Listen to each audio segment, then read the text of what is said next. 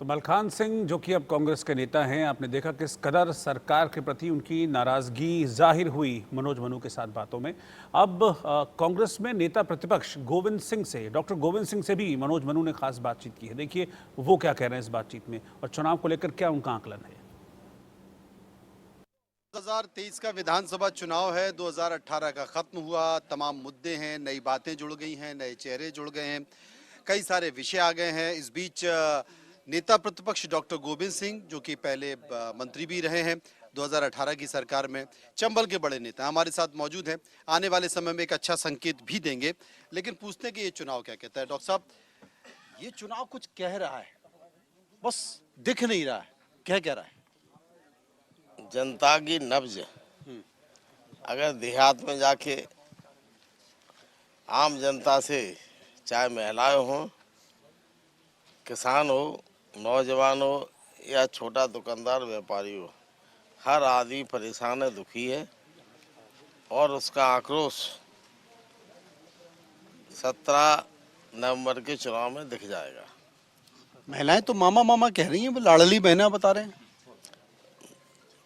महिलाएं लाडली कह रहे हैं, हमें तो कहीं दिखती नहीं है।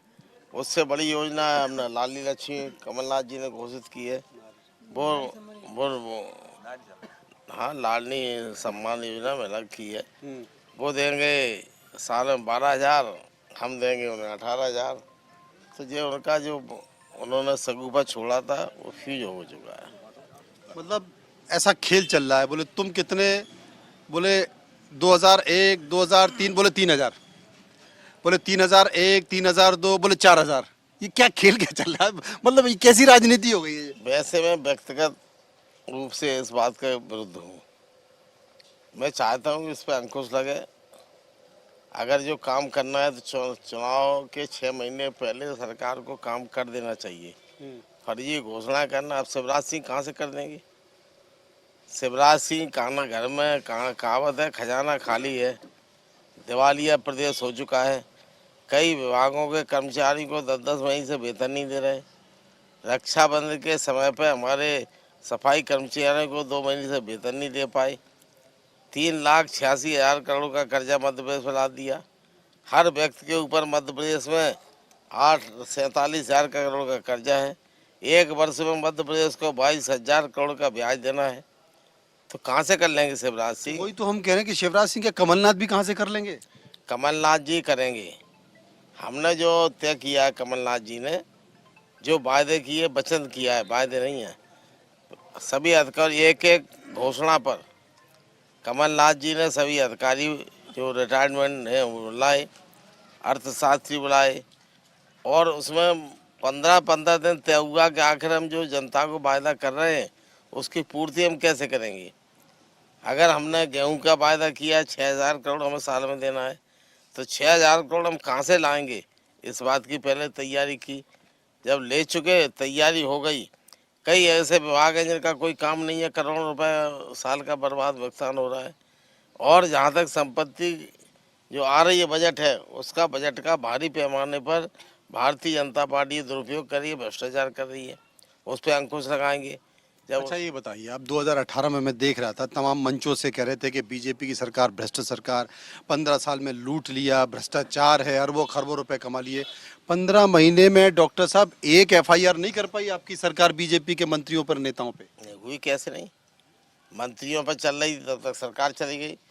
आपके सच ई टेंडरिंग घोटाले में कई अधिकारी जेल में गए। इसके बाद कोई नेता मंत्री तो नहीं गया? मंत्री का नंबर जांच चल रही थी, जांच अधिकारी है, जांच की प्रक्रिया सिद्ध किया। कौन से मंत्री की जांच चल रही थी? हमारे सिंचाई मंत्री की चल रही थी, जल संसाधन मंत्री की उस समय। नरोत्तम मिश्रा? यस, अच्छा, चल वो आपके मित्र हैं? हाँ। मित्र तो हमारे सभी है। बीजेपी में कोई भी ऐसा नहीं है जो हमारा मित्र ना हो। ऐसा कोई भी मंत्री नहीं है कि हम सार्वजनिक विकास के कार्य को करें कोई इनकार कर जाए। राजनीति में कोई हमारी दुश्मनी नहीं है।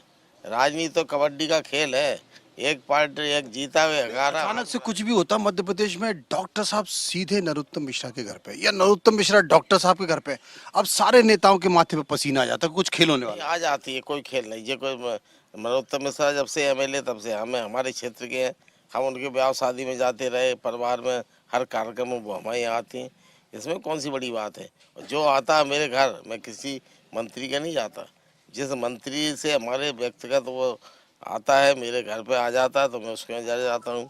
मैं शिवराज सिंह के 18.5 वर्षों में के कार्यकाल में मुश्किल से हम चार बार गए होंगे, वो भी जब भी गए होंगे तो जन समस्या लेके गए होंगे, कोई निजी काम से नहीं गए।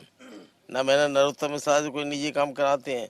मैंने साफ कहना है, मैंने ऐसा कोई काम अभी तक नहीं किया है राजनीति में जिसमें हमारी क्षेत्र की जनता का अपमान हो या हमारी गर्दन और क्षेत्र की जनता की गर्दन नीचे हो। मतलब आप ये कहना चाह रहे हैं कि ऑपरेशन अगर कमल 3 भी शुरू हो जाए तो डॉक्टर साहब जहां खड़े थे वहीं खड़े हैं। यस, जहाँ खड़े थे खड़े रहेंगे, खड़े थे और खड़े भी रहेंगे। लेकिन ये एक चीज समझ में नहीं आ रही, मेरे बड़ा अच्छा याराना चल रहा था जय वीरू का कांग्रेस में। जय वीरू मतलब कमलनाथ और दिग्विजय सिंह जी की जोड़ी, अचानक से कपड़ा फाड़ राजनीति शुरू हो गई। भाई वीरेंद्र रघुवंशी को टिकट नहीं मिला, आप वादा करके लेके आए, और उसके बाद जब टिकट नहीं मिला कमलनाथ जी के पास पहुंचे, उन्होंने कहा दिग्विजय सिंह और जयवर्धन के कपड़े फाड़ो। अब दिग्विजय सिंह कहने लगे कि साहब बी फॉर्म तो आप ही देते हो, मेरे कपड़े को फटवा रहे हो आप।